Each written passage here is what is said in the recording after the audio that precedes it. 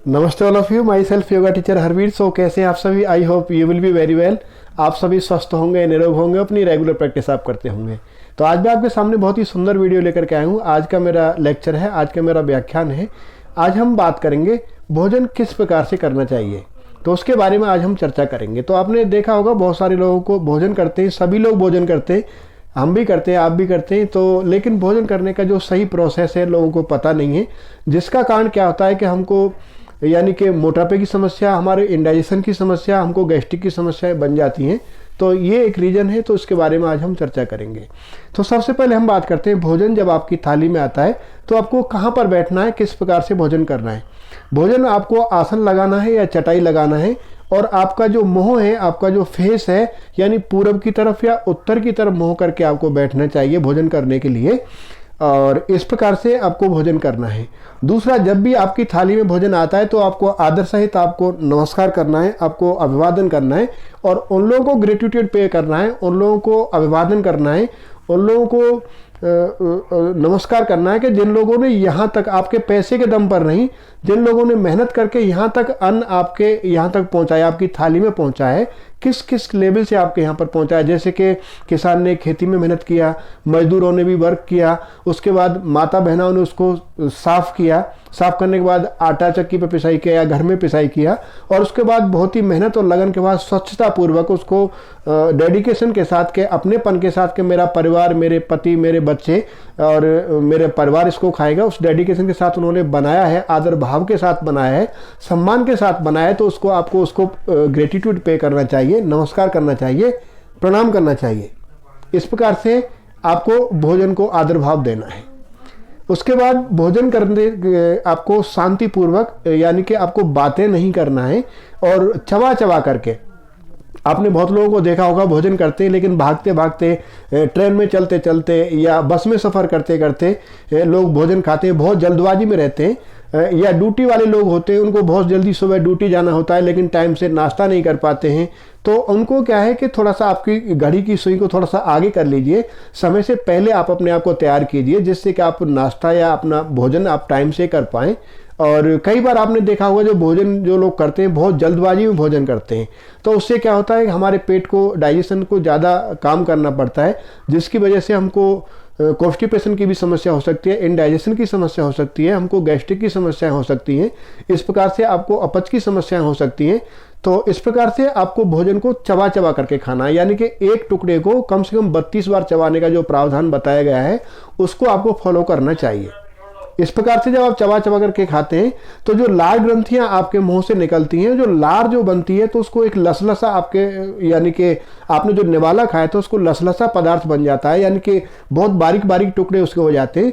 फिर आपके आहार नली में वो आसानी से चला जाता है और आपके डाइजेशन को ज़्यादा काम नहीं करना पड़ता है। तो इस प्रकार से आपको चबा के खाना चाहिए। जैसे सपोज कीजिए आपको 4 रोटियां खानी है, 4 रोटियों के अगर आप 4 टुकड़े अगर एक रोटी में से आप बनाते हैं तो 32 बार अगर आप एक निवाले को चबाते हैं तो मोस्टली आपको 2 टुकड़ों में 1 मिनट का समय लगेगा, या बहुत ज़्यादा आप करेंगे तो आपको 2 मिनट का आपको एक रोटी खाने में समय लगेगा। आप 4 रोटियां खाते हैं तो 8 मिनट मिनिमम आपको निवालों को चबाना चाहिए। उसके बाद आप जो भी दाल रोटी चावल खाते हैं, यानी कि जो भी आप निवाला लेते हैं, मिनिमम आपको, यानी कि उस क्रम से आपको, ये नहीं कि आपने 4-5 बार आपने मुंह में उसको चलाया उसके बाद आपने निगल लिया, तो वो आपको दिक्कत करता है। तो इसलिए आपको लसलसा पदार्थ बना करके ही, यानी कि जब लार ग्रंथि उसके साथ अटैच होती हैं, लार ग्रंथि उसमें मिल जाती है, तो आपको डाइजेशन सिस्टम इंप्रूव होता है। और जो आप भोजन करते हैं, भोजन को सही तरह से आदर भाव और सम्मान से इसलिए करना है कि वो आपकी बॉडी को चलाता है, आपकी बॉडी को स्ट्रॉन्ग करता है, आपका सप्त धातुओं का निर्माण होता है। अगर आप इस तरीक़ा से नहीं करते हैं तो आपको बहुत सारी समस्याएं हो जाती है, आपके शरीर बलिष्ठ होता है। इस प्रकार से इसको आपको सम्मान देना चाहिए, इसको समझना चाहिए और आपको तसल्लीपूर्वक भोजन करना चाहिए। ये भोजन करने का एक नियम है। तो इस प्रकार से आप इस बात को समझें। और इस प्रकार से अगर आपको भोजन करने से पहले अगर आपको एक आचमन आप पानी पी सकते हैं, यानी कि जो अग्नि को आप थोड़ा सा शांत कर सकते हैं, तब आप भोजन चबाते चबाते करें। आपको इच्छा होती है तो आप भोजन के बीच में भी आप 1-2 घूंट पानी पी सकते हैं। और उसके बाद आप भोजन करने के बाद आपके हाथों को धोते हुए, आपको आदर भाव के साथ नमन करते हुए आपको पेट पर हाथ फेरते हुए कि प्रभु आपने भोजन दिया, आपके लिए आज के लिए मैं आपका बहुत आभारी हूँ, जिन लेवल से यह पका है यहाँ तक पहुँचा है उनके लिए भी आपको आदरभाव करना चाहिए। उसके बाद आपको हाथों को धोने के बाद आपको यानी कि आपकी हथेलियों को रब करना चाहिए। इसमें जो हीट बनती है, जो आपके जो उत्सर्जित जो ऊर्जा बनती है, उसका आपके फेस, आपके ललाट, आपके नेत्रों पर स्पर्श करना चाहिए। उससे आपकी आंखों की रोशनी, आपके फेस पर ग्लो आता है और इस प्रकार से आप इसको समझेंगे। उसके बाद आपको भोजन के बाद आपको थोड़ा सा 100 कदम मिनिमम आपको टहलना चाहिए। 100 कदम टहलने का मतलब यह है कि आप जो खाना जो आपने खाया है वो आहार नाल तक सही से पहुंच जाता है और एक जगह इकट्ठा नहीं हो पाता है। और कोशिश करें आप पद्मासन में बैठ करके या आलती पालती लगा करके ही भोजन करें, ये आपके लिए फ़ायदेमंद होगा। और दूसरा, इसके साथ आप भोजन को सम्मान करें, प्रेयर करें। उसके बाद आप घूमने के बाद आपको, यानी कि अगर आपको आराम करना, तुरंत बाद आपको सोना नहीं चाहिए, यानी कि बहुत हार्ड वर्क भी नहीं करना है और आपको सोना भी नहीं है। तो आपको 100 कदम टहलने के बाद आपको बिस्तर पर अगर आराम करना है तो यानी कि आपको 8 सांस मिनिमम आपको बाईं करवट और 16 सांस आपको दाहिनी करवट और 32 सांस आपको सीधे आपको लेट करके गहरे गहरे डीप ब्रीथिंग करना चाहिए। गहरी सांस प्रश्वास आपको लेना चाहिए, यानी कि आपको दाएं बाएं और आपको सीधे, इससे आपका जो खाना है वो सही आपने सेट हो जाता है, सही से आपके पूरे आमाशय में, आहार नाल में आपका व्यवस्थित हो जाता है।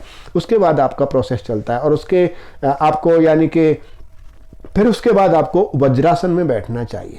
खाना खाने के बाद एक ही आसन है वज्रासन, जिसको आपको खाने के बाद आप कर सकते हैं। बाकी नॉर्मली जितने भी आसन हैं, मोस्टली सभी आसन आपको खाना खाने से या खाली पेट करने की हिदायत दी जाती है, क्योंकि सभी में ज़्यादा वर्क करना पड़ता है। लेकिन वज्रासन एक ऐसा आसन है जिसमें कि आपको यानी कि आप खाना खाने के बाद बैठने से आपका डाइजेशन सिस्टम इंप्रूव होता है। इसका डिटेल डिस्कशन में दूसरे वीडियो में आपको बताऊंगा, ये लंबा वीडियो हो जाएगा।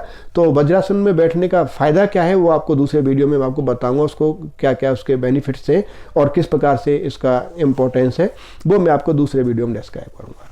तो इस प्रकार से आप इस भोजन को, उसके बाद आप वज्रासन में बैठें, देन आफ्टर आप अपने काम में लग जाएं, या भी जो भी आपका वर्क है ऑफिशियली है जो भी है, और बहुत हार्ड परिश्रम आपको नहीं करना है।